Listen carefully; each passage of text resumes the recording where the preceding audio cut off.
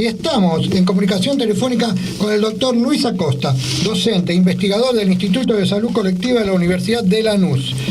Con él vamos a hablar un ratito de lo que tiene que ver con si es o no es cambio climático lo que nos viene pasando o todo lo que pasa con estas cuestiones del desmonte y todo lo demás. Hola Luis, ¿cómo estás? Claudio Bevilacqua, Claudio Gallo te saludan. Gracias por acudir al llamado del Paso Cambiado. ¿Cómo andan, queridos Claudio? Muy bien, ¿y vos? Muy bien, muy bien. Gracias por convocarme, como siempre. Para mí es un gran placer poder compartir su espacio y de conocimiento, ¿no? Bien, ¿no? Y ahora como también en una nueva profundización y un nuevo tema, ¿no? Porque estamos acostumbrados a llamarte por el tema de las adicciones, por el cannabis medicinal y demás, sí. Pero hoy te convocamos por otra cuestión. Te convocamos para preguntarte, digo, ¿hay una idea global del cambio climático como estrategia de invisibilización de las problemáticas locales y regionales? ¿Es verdad o no? Bueno, es lo que yo quiero poner sobre la mesa y de alguna manera invitarnos a debatir estas cuestiones hegemónicas, ¿no? Que es una bajada de línea, sí, que viene, ¿no? desde ciertos lugares de poder y que muchos no nos hemos cuestionado. Yo empecé hace un tiempo a cuestionarme estas cuestiones que tienen que ver justamente con esta idea global del cambio climático, ¿no? Sí. Como biólogo, como entendedor de ciertos procesos dinámicos de la naturaleza, como entender que hace 65 millones de años atrás la Patagonia era tropical, ¿sí? Entender que existen ciertos ciclos dinámicos, insisto, del cambio de temperatura en la Tierra, que depende de la posición de los continentes, que depende de ciertas cuestiones como la actividad solar y demás. Pero bueno, lo que propongo es que hagamos un pequeño recorrido sobre cómo fue que se fue creando esta idea, esta realidad, ¿no? del origen antropogénico del cambio climático, es decir, el hombre como motor, sí, a través de la emisión de dióxido de carbono, del aumento de la temperatura global. ¿De acuerdo? Sí, perfecto. Sí. Bueno, entonces, esto nos remonta ya al año 1979, ¿sí? Sí. Y hay un personaje internacional que es realmente el padre de la criatura, que es nuestra querida dama de hierro, ¿sí? Sí. Margaret Thatcher. Sí. ¿Sí? Y hay toda una historia muy interesante que va detrás de esto. Poco después de entrar a manejar las riendas, ¿no? del gobierno del Reino Unido allá por el 79, era la cabeza visible de este mundo, de esta globalización que se venía junto con Ronald Reagan, ¿no? A través de estas políticas neoliberales, sí, que a principios de la década de los 80 se imponían a nivel económico. Y hay que recordar que el Reino Unido se transformaba en el modelo del neoliberalismo del Fondo Monetario Internacional. Lo que sucedió aquí en la Argentina con Menem en los 90 sucedió a principios de los 80 en el Reino Unido. Estamos hablando que avanzaron sobre la disminución del gasto público, las privatizaciones, la guerra contra los sindicatos, sí, décadas de inversión pública inglesa se privatizaron. Lo mismo que sucedió en los 90. Y esa política, en los 90 aquí en Argentina, ¿no? Ese experimento que sucedió inicialmente en Inglaterra, después se desparramó. Y esa política seguiría luego implementada por otros mandatarios europeos, de un color político u otro, a través de este proceso de globalización. A ver, desde los partidos socialdemócratas, de François Mitterrand en Francia y Felipe González en España, hasta los de centro derecha, de Silva en Portugal, en Polonia, incluso el gobierno de José María Aznar, que venía también de la socialdemocracia, aplicaba las políticas neoliberales de Margaret Thatcher. Así fue entonces que es muy interesante, porque a partir del 80 surge una categoría nueva de estudio, que es la posmodernidad, donde de alguna manera se busca descritar un cambio de paradigma en torno a la concepción del ser humano, su razón e incluso su relación con el medio ambiente. Y avanza una serie de conjuntos de planteos globales que terminan consolidándose en lo que fue finalmente el consenso de Washington, ¿sí? Con Reagan, Thatcher y Felipe González.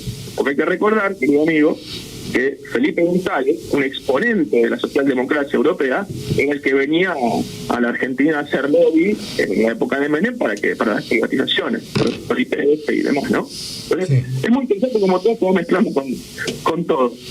A ver, en este contexto, en el avance del neoliberalismo en Inglaterra, hay una huelga muy fuerte de los mineros.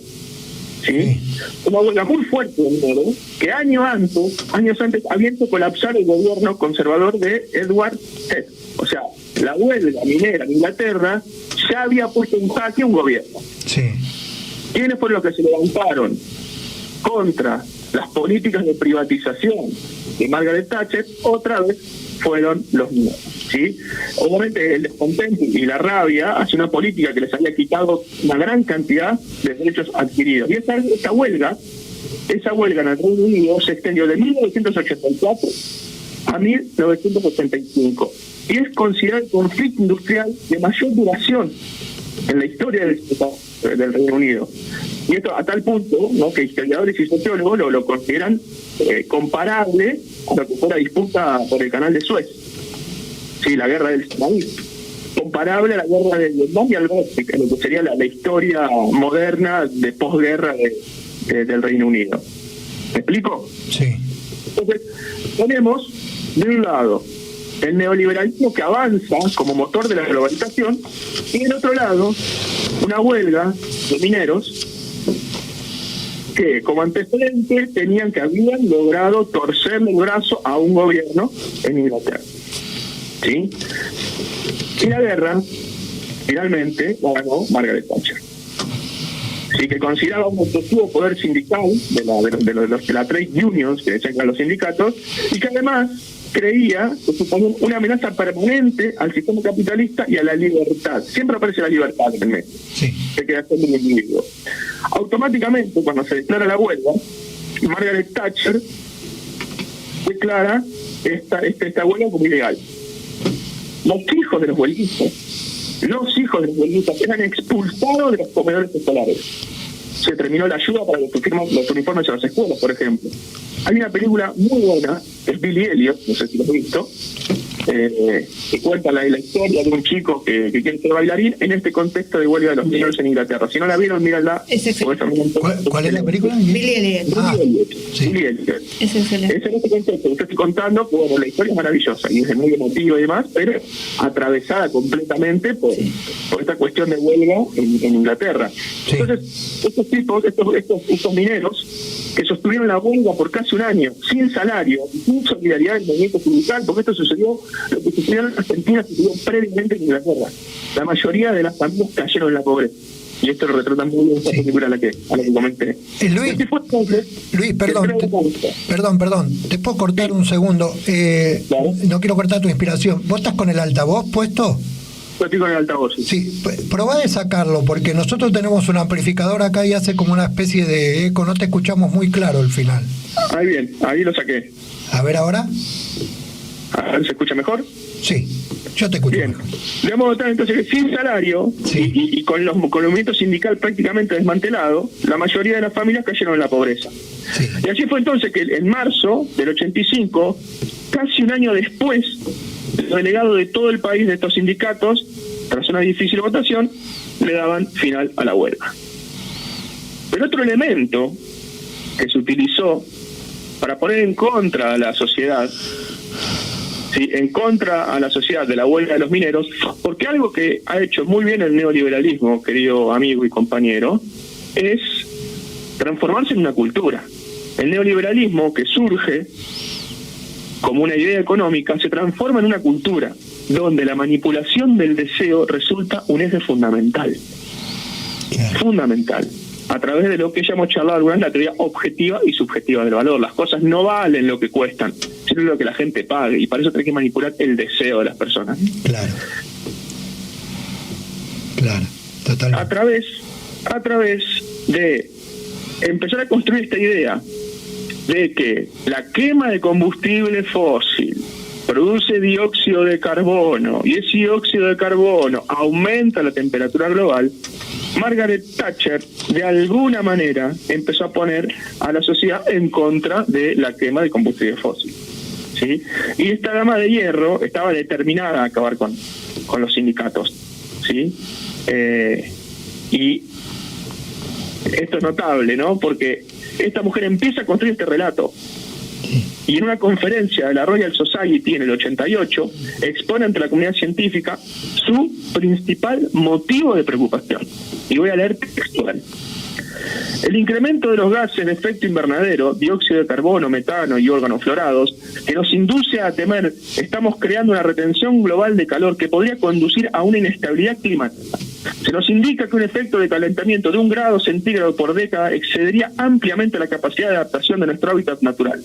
Un tal calentamiento podría causar el acelerado derretimiento de los hielos glaciares y producir un aumento del nivel del mar de varios pies a lo largo del próximo siglo. La dama de hierro, a través de esta lucha que se da con los mineros, empieza a instalar esta idea de que quemar combustibles fósiles produce un aumento en la temperatura global. Y acá surge otra cuestión que tiene que ver con las energías alternativas y el impulso que toma desde ese momento la energía nuclear, a pesar del desastre de Chernóbil. Sí, porque esta mujer obviamente desconfiaba de quién, de los proveedores de Medio Oriente para la quema de combustibles fósiles. Y esta fue así, amigos, la semilla de la industria científico-médica sobre el calentamiento global y cuya explosión nosotros asistimos en las últimas décadas. Y el origen de esta historia se encuentra en la figura de la dama de hierro. Y ella, y no otro, es el padre o madre de la criatura. Si bien después hubo muchos que ayudaron a propagar esta idea. Claro, tomaron la bandera y la llevaron adelante. Exactamente, y la motivación, hay que entenderlo, fue puramente política. Puramente política, en torno a la seguridad energética del Reino Unido. Y esta historia tiene 40 años. Sí. Así que bajo el gobierno de Margaret Thatcher, esta idea del cambio climático se convirtió en algo que, como la globalización, empezó a bajar como una agenda a todos los países periféricos. ¿Sí? Se crea el panel intergubernamental del cambio climático en la ONU. Sí. Y obviamente se le bajaron fondos creando diferentes centros, entre ellos el Hadley Center, que es la autoridad mundial en materia de calentamiento global de origen antropogénico. Sí. Alrededor de 2016 también hay un evento que es muy muy importante y muy interesante y que tiene que ser analizado. Aparece un famoso documental de Al Gore, ¿sí?, que fuera vicepresidente de los Estados Unidos y candidato a presidente, Una verdad incómoda, se llama ese documental, está disponible en YouTube. Yo también invito a que lo miren, a que lo vean. Es un documental que intenta instalar a nivel mundial la teoría del origen antropogénico del cambio climático, con el dióxido de carbono como motor.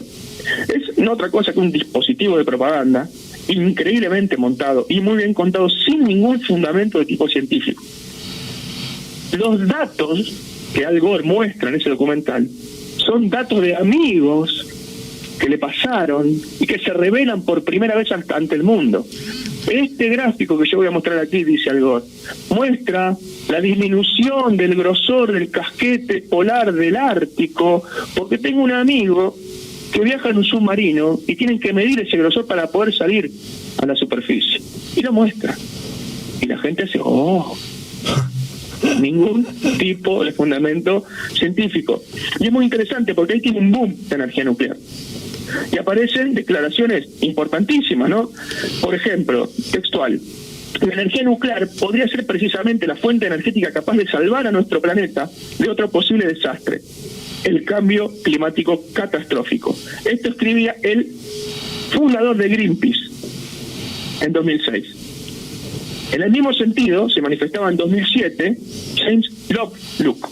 Lovelock es un gurú del ecologismo, es el padre de la hipótesis de Gaia, que plantea que la Tierra es un organismo vivo y que responde donde él va también en ese sentido y dice: el concepto de energías renovables suena bien, pero hasta ahora son poco eficaces y muy caras. Tienen futuro, pero no tenemos tiempo para experimentar con ellas. La civilización se enfrenta a un peligro inminente y tiene que recurrir a la energía nuclear o resignarse a sufrir el castigo que pronto le infligirá el planeta indignado.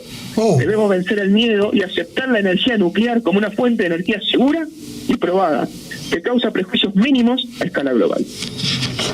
Este renacimiento de la energía nuclear llega de la mano de la amenaza del cambio climático, ¿sí? La mayor amenaza que la humanidad nunca ha enfrentado, dice Al Gore, el muchacho del documental, en el 2009. Entonces, vos fíjate si de pronto estas políticas, estas agendas que bajan desde la ONU, que se instalan en todos los países, que hacen que hablar del calentamiento global sea lo políticamente correcto, que haya un montón de financiamiento puesto en eso, no nos impide de pronto que nosotros podamos hablar de otras cuestiones de carácter local y regional, como el acceso al agua potable, claro, como el acceso a las cloacas, como la utilización del glifosato, como el modo de cultivo, como la deforestación. Aquí hay gente que todavía no tiene acceso al agua potable en pleno siglo XXI y estamos preocupados por esta historia de que el dióxido de carbono produce aumento de la temperatura global. Y hay otra cosa muy interesante, porque vos, para poder industrializarte, necesitas quemar combustible fósil. Y si quemas combustible fósil, emitís dióxido de carbono. Hasta no hace muy poco, recordarás, querido amigo, que se intentó cobrar impuestos a la emisión de dióxido de carbono. Sí, me acuerdo. ¿Te acordás? Bueno, si vos controlás la emisión de dióxido de carbono, controlás los procesos de industrialización a escala global. Entonces, estamos frente a una situación, al menos, te diría yo que cuestionable. Claro. Hay muchos científicos que no están de acuerdo con esta idea del origen antropogénico del cambio climático. De hecho, hubo un Climategate, como el Watergate, que terminó la caída de Nixon, donde se filtraron documentos de científicos que decían que todo esto era un verso. Hay documentales también en internet disponibles, el gran fraude del cambio climático y demás. A ver, esta es mi postura. Bueno, pero y lo que yo creo hace un montón de tiempo. Tu postura tiene como un argumento muy sólido con lo que vos estás contando. Ahora, la pregunta que a mí me surge, digo, bueno, ¿en pos de qué? Digamos, sí, está bien, en pos de la energía nuclear, en pos de llenarse el bolsillo, ¿en pos de qué es esto? En pos de controlar los procesos de industrialización, por ejemplo. Claro. En pos de desviarte de lo importante. En pos de desviarte de lo importante. Insisto, esta idea global de cambio climático como estrategia de invisibilizar las problemáticas locales y regionales. Estamos todos preocupados por el cambio climático. Te bajan financiamiento para estudiar esas cosas. Sí. Cuando en la Argentina no tenemos acceso al agua potable, no hay cloacas. Claro, sí, sí. Y nos están fumigando. No, totalmente de acuerdo. Si uno se pone a poner una escala de valores, va a haber muchos puntos que hay falencia en la Argentina y que se están ocupando de esas cosas. Y en Argentina todo no porque yo sea pesimista, de hecho no lo soy nunca, digo, pero pareciera que todo funciona mal, ¿no? Pero es a nivel global, amigo. Es a nivel global que este discurso baja. Eso es lo que tenemos que ver. ¿Cómo lo resolvemos, Luis? Y no es fácil. Primero tenemos que darnos cuenta que es un verso. Es un verso. Es como creer que las Torres Gemelas la voltearon un par de muchachos de una cueva en Afganistán. Claro. ¿De acuerdo? Bueno, entonces, primero tenemos que darnos cuenta que, muy probablemente, lo que nos está diciendo Margaret Thatcher puede estar manipulado, puede ser mentira. Y puede ser. Que lo dice Reagan también. Claro. Baja desde la ONU a nivel global y hay que aplicarlo. Y hay un montón de guita que viene de los bancos interamericanos de desarrollo, por ejemplo, para financiar proyectos y endeudar países con dólares. Bueno.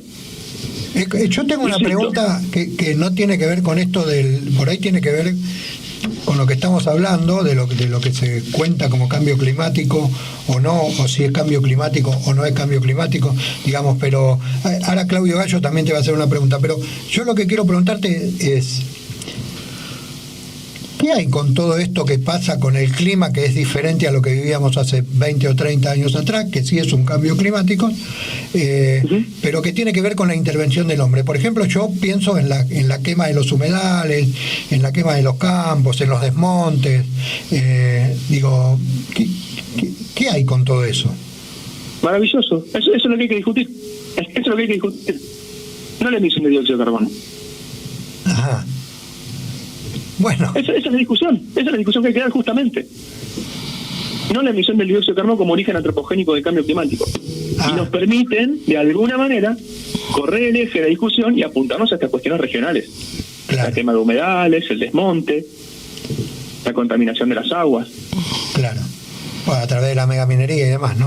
Bueno, exacto, pero pasa por ahí la cuestión. Claudio Gallo te va a preguntar. Lo que se discute y que tiene que quedar claro es el origen antropogénico del cambio climático, que se sostiene a través de la teoría de la emisión de dióxido de carbono. Que eso es lo que...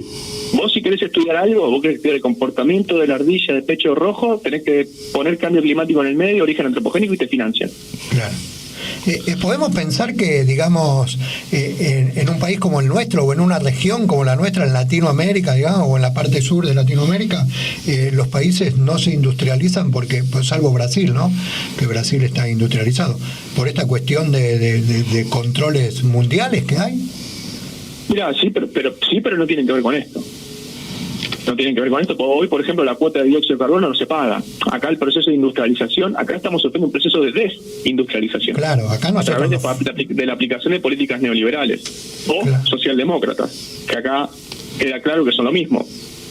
El núcleo económico del pensamiento es el mismo. Hablábamos de eso la vez pasada juntos los dos, y vos me decías que este no es un gobierno peronista, sino que es un gobierno socialdemócrata, ¿no? Y nosotros venimos haciendo editoriales y todo, y le damos a Alberto Fernández como si fuera peronista, y en realidad no lo es.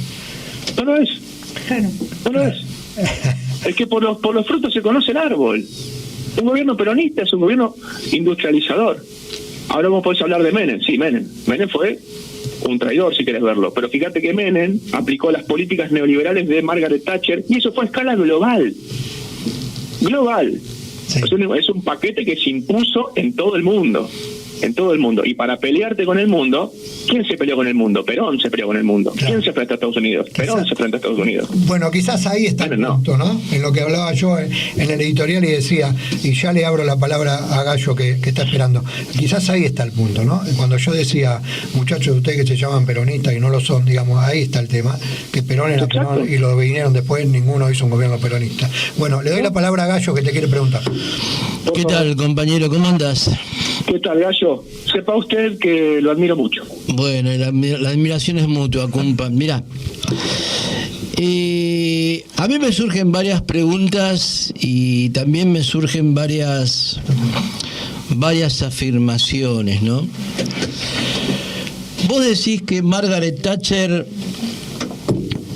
elaboró todo un discurso diciendo que la quema de combustible fósil produce dióxido de carbono, y a partir de eso tratando de fundamentar la utilización de la energía nuclear como alternativa.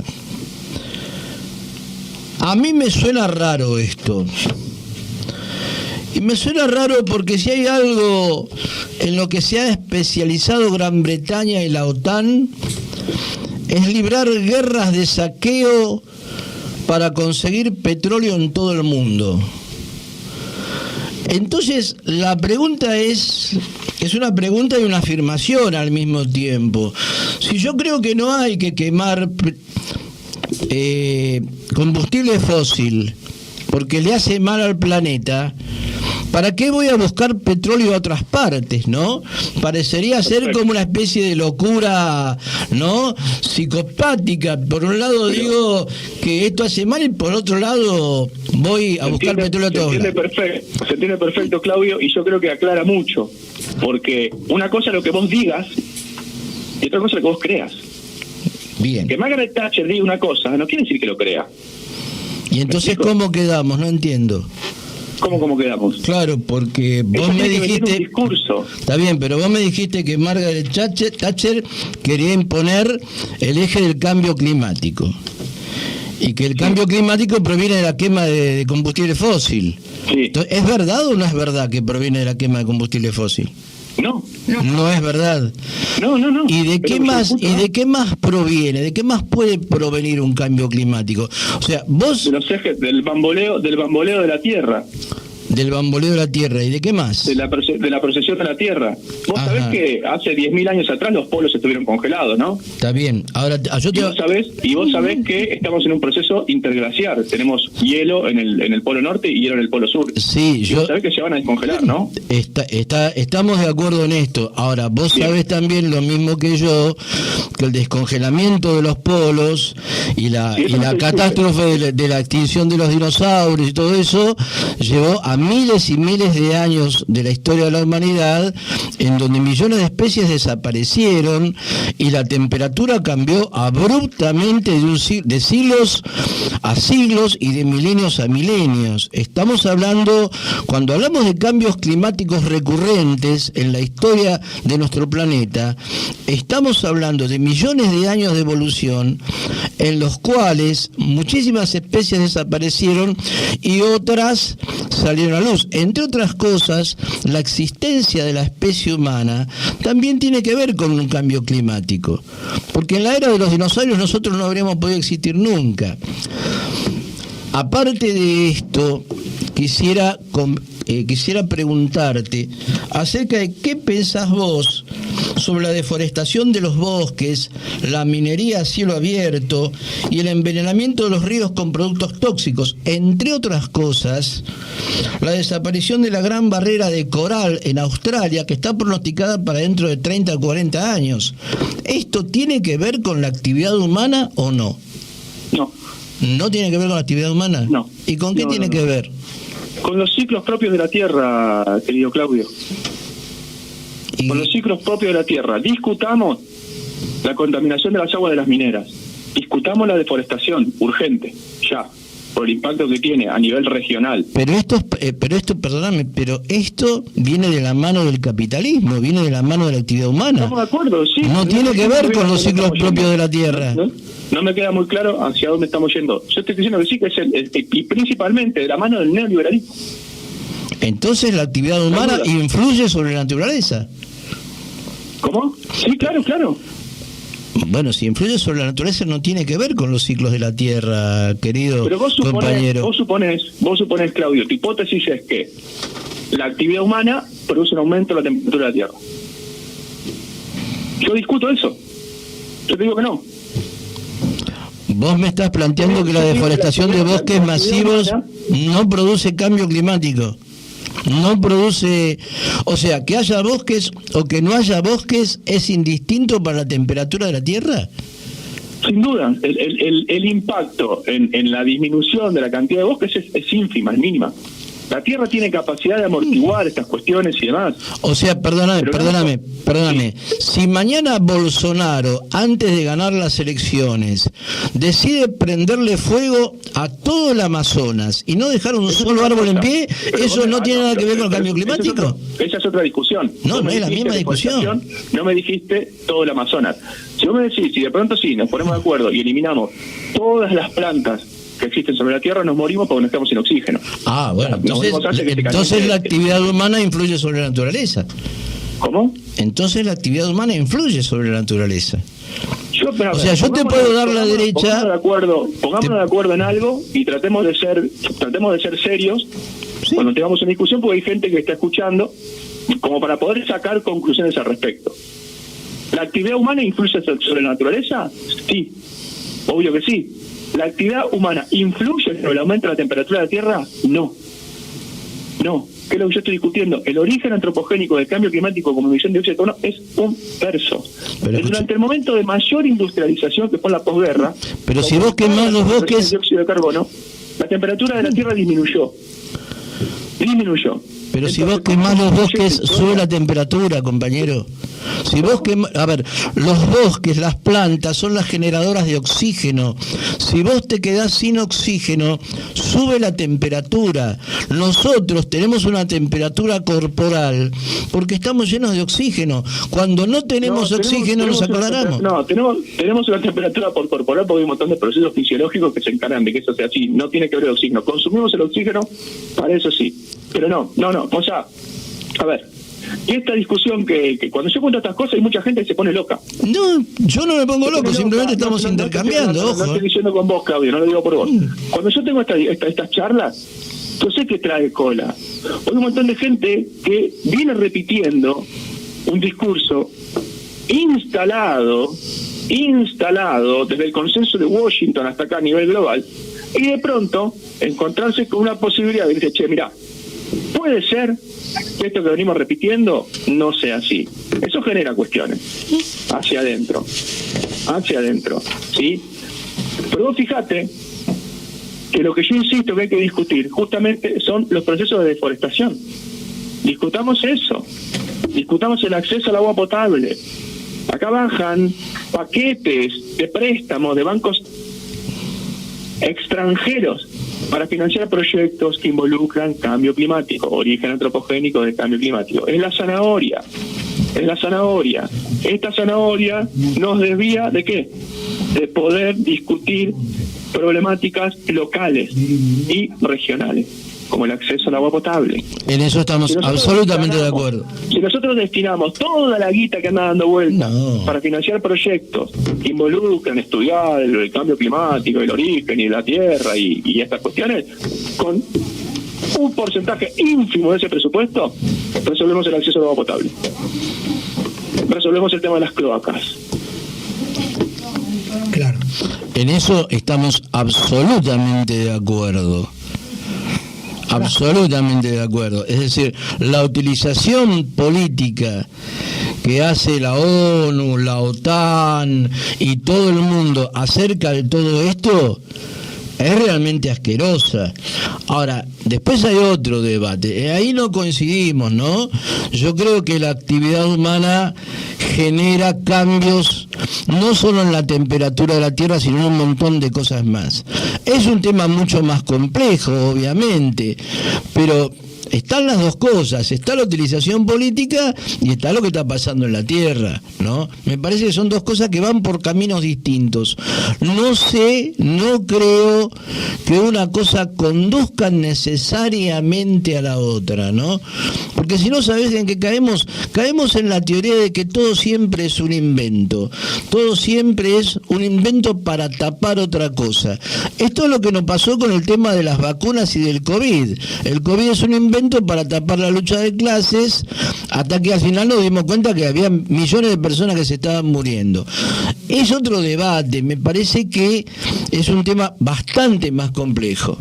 ¿Vos qué opinás? ¿A mí o a Claudio le preguntás? A vos. A mí. Es un tema súper complejo, sin dudas. Yo te digo, me he dedicado a estudiarlo y en profundidad, sobre todo cuando empecé a darme cuenta de estas dinámicas del cambio. Yo estuve ahí, yo fui un defensor acérrimo de la teoría antropogénica del cambio climático, y un día me di cuenta que me estaba comiendo un buzón. Claro. A mí hay algo que me queda claro y por ahí contrasta con lo que dijo Gallo recién, ¿no? Que Gallo dice, creemos que todo está... Bueno, no me sale bien la palabra que dijo él, como que todo es un invento, pero yo creo que todo está perfectamente pensado, ¿no? Porque si lo analizamos como vos bien claramente lo describiste, de dónde nació y de dónde salió la criatura, digo, claro, está pensado por una cuestión meramente económica y de beneficio para las potencias del mundo, digamos, ¿no? Para los que tienen manejando los hilos del mundo. Con lo cual, yo tranquilamente puedo pensar desde mi postura que todo está perfectamente pensado y que tiene un fin y un destino determinado. En este caso político, y no nos olvidemos en el contexto del avance del neoliberalismo en el mundo. Sí. Fue el germen, Inglaterra fue el germen, fue el primero. Y por ahí a veces no somos conscientes de esta importancia de contextualizar, de entender cómo es que se dieron las cosas. Y esta idea, a mí, esto de vuelta de una socióloga que discutía la medicalización del mundo, esta idea de que el neoliberalismo surge como una idea económica desde la escuela austríaca y se instala como una cultura donde la manipulación resulta un eje central, la manipulación del deseo. Sí. Que yo te cree un enemigo a vos, implica que te estoy manipulando. Por supuesto. Sí, los seguidores de Milei dicen que el neoliberalismo no existe. Como el neoliberalismo. Bueno, hay gente que quiere que dice que la Tierra es plana. El cambio climático, no el No, los seguidores de Milei dicen que el neoliberalismo no existe. ¿Dice que no? Sí, es una mentira. Mira, no sabía. Sí. ¿Vos estabas al tanto de eso? También dicen que el cambio climático es mentira. Claro. Es tremendo, porque vos decís, ¿cómo no existe? ¿Qué pasó? ¿Y ustedes por dónde van? Le pregunté yo el otro día a uno, porque conozco a uno que está enloquecido con Milei, ¿viste? Lo conozco desde muy chiquito. En algún punto, no sé si ya decir lo quiero, porque lo conozco desde muy chiquito. Pero le digo, che, pero ¿cómo que no existe? ¿Y ustedes por dónde van? Bueno, no sé. ¿Qué va a ser? Es así. Bueno, sí. Luisito, es difícil, es interesante todas estas cuestiones abren debates. Yo siempre que salgo con esto armo quilombo. Bueno, a nosotros nos encantan los quilombos, quédate tranquilo. A nosotros nos encantan los quilombos y te vamos a convocar para hacer una actividad donde vamos a convocar gente que te escuche hablar de todo esto. Seguro. Muy bien. Muy bien. Es una semilla para sembrar el debate. Me parece que para charlarlo y demás. Para eso estamos. Me parece que está bueno y nosotros vamos a tratar de ser el nexo de que esto se amplíe. Gracias, Luis, por estos minutos. Si te quedó algo muy puntual por contarnos, llevamos 35 minutos de nota, decirlo ahora rápido y nos vamos. No, simplemente agradecer el espacio y la oportunidad para charlar con ustedes, que como ya sabes, Claudio, es un placer muy grande para mí y como dije, mi mayor admiración para Don Gallo. Bueno. Un abrazo para vos también, te agradezco el concepto. Gracias, Luisito. Vamos a escuchar chau. Después de contarle a la gente que estuvimos hablando con el doctor Luis Acosta, docente e investigador del Instituto de Salud Colectiva de la Universidad de Lanús, que aparte de hablar de clima y de dónde sale todo esto que salió y este verso que no comemos o no, la tiene muy clara con el tema de las adicciones, con el cannabis medicinal y todo lo demás.